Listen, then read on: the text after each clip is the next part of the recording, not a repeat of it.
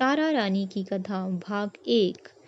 राजा स्पर्श माँ भगवती के पुजारी थे और रात दिन महामाई की पूजा किया करते थे। माँ ने भी उन्हें राजपाट, धन दौलत, ऐशो आराम के सभी साधन दिए थे। कमी थी तो सिर्फ यह कि उनके घर में कोई संतान नहीं थी।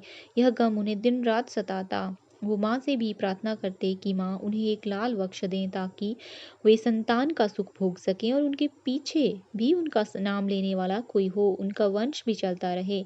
माँ ने उसकी पुकार सुन ली। एक दिन माँ ने आकर राजा को स्वप्न में दर्शन दिए और कहा कि वे उसकी भक्ति से प्रसन्न हैं। उन्होंने राजा को 2 पुत्रियां प्राप्त होने का वरदान दिया।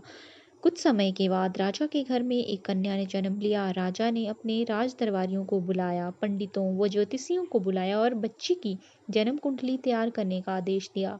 पंडित तथा ज्योतिषियों ने उस बच्ची की जन्म कुंडली तैयार की और कहा कि वो कन्या तो साक्षात देवी हैं। यह कन्या जहाँ भी कदम रखेगी वहाँ खुशियाँ ही खुशियाँ होंगी।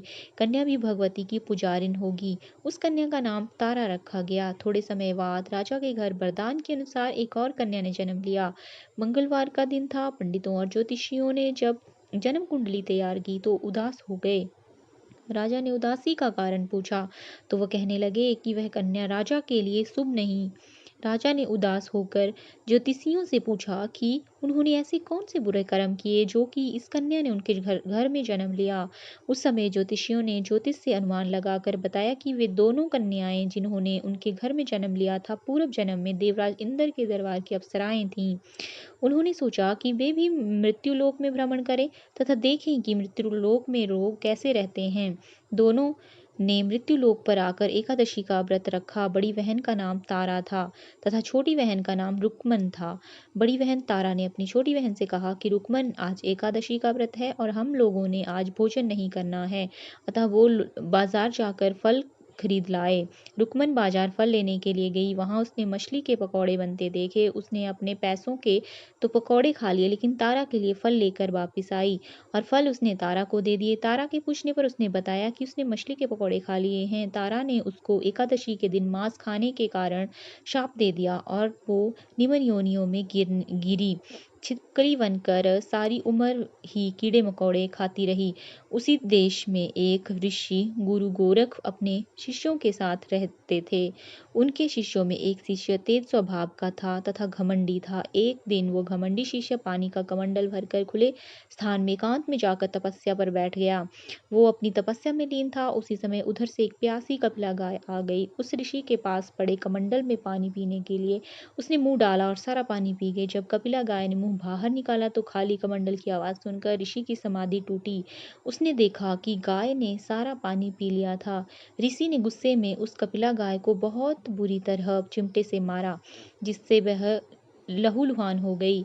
यह खबर गुरु गोरख को मिली तो उन्होंने कपिला गाय की हालत देखी। उन्होंने अपने शिष्य को बहुत बुरा भला कहा और उसी वक्त आश्रम से निकाल दिया। गुरु गोरख ने गौ माता पर किए गए पाप से छुटकारा पाने के लिए कुछ समय बाद एक यज्ञ रचाया। इस यज्ञ का पता उस शिष्य को भी चला जिसने कपिला गाय को मारा था। उसने सोचा कि यह अपने अपमान का बदला जरूर लेगा। यज्ञ शुरू होने पर शिष्य ने एक पक्षी का रूप धारण किया और चोंच में सर्प लेकर भंडारे में फेंक दिया, जिसका किसी को पता न चला। वह छिपकली जो पिछले जन्म में तारा देवी की छोटी बहन थी तथा बहन के शाप को स्वीकार कर छिपकली बनी थी, सर्प का भंडारे में गिरना देख रही थी। उसे त्याग व परोपकार की शिक्षा अब तक याद थी। वह भंडारा होने तक घर की दीवार पर चिपटी समय की प्रतीक्षा करती रही। कई लोगों के प्राण बचाने हेतु उसने अपने प्राण न्यौछावर कर लेने का मन बना लिया। जब खीर भंडारे में दी जाने वाली थी, बांटने वालों की आंखों के सामने वह छिपकली दीवार से कूदकर कढ़ाई में जा गिरी। लोग छिपकली को बुरा भला कहते हुए खीर की कढ़ाई को खाली करने लगे तो उन्होंने देखा कि मरे हुए उसमें सांप दिखाई दिया। तब जाकर सबको मालूम हुआ कि छिपकली ने अपने प्राण देकर उन सबके प्राणों की रक्षा की थी। उपस्थित सभी सज्जनों देवताओं ने उस छिपकली के लिए प्रार्थना की कि उसे सब योनियों में उत्तम मनुष्य जन्म प्राप्त हो तथा अंत में वह मोक्ष को प्राप्त करे। तीसरे जन्म में वह छिपकली राजा स्पर्श के घर कन्या के रूप में जन्मी।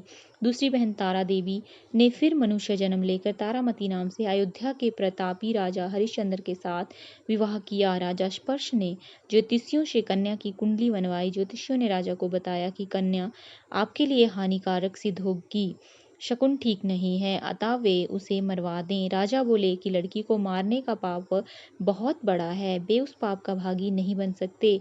तब ज्योतिषियों ने विचार करके राय दी कि राजा उसे एक लकड़ी के संदूक में बंद करके उसके ऊपर सोना चांदी आदि चढ़वा दें और फिर उस संदूक के भीतर लड़की को बंद करके नदी में प्रवाहित करवा दें। सोने चांदी से जड़ा हुआ संदूक अवश्य ही कोई लालच में आकर निकालेगा और राजा को कन्या वध का पाप भी नहीं लगेगा। ऐसा ही किया गया। नदी में बहता हुआ संदूक काशी के समीप एक भंगी को दिखाई दिया, तो वह संदूक को नदी से बाहर निकाल लाया।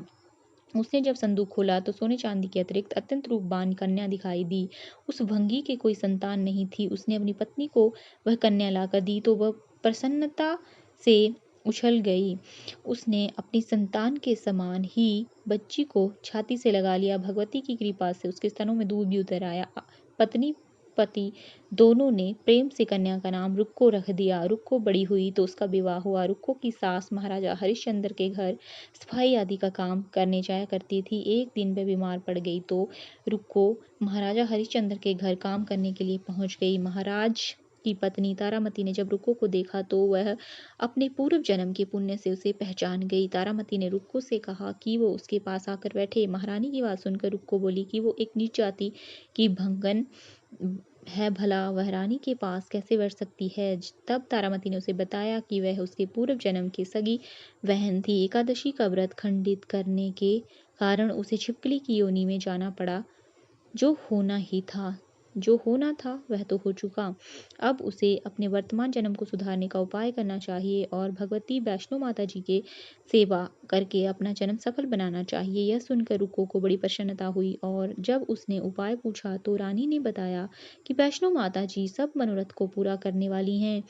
जो लोग श्रद्धापूर्वक माता का पूजन व जागरण करते हैं उनकी सब मनोकामनाएं पूर्ण होती हैं। रुक्को ने प्रसन्न होकर माता की मनौती मानते हुए कहा कि यदि माता की कृपा से उसे एक पुत्र प्राप्त हो गया तो वे माता का पूजन जागरण करवाएंगी।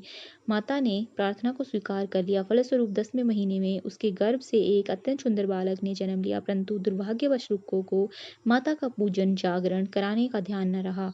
जब वह बालक 5 वर्ष का हुआ तो एक दिन उसे माता चेचक निकल आए। रुक्को दुखी होकर अपने पूर्व जन्म की बहन तारामती के पास आई और बच्चे की बीमारी का वृतांत सुनाया।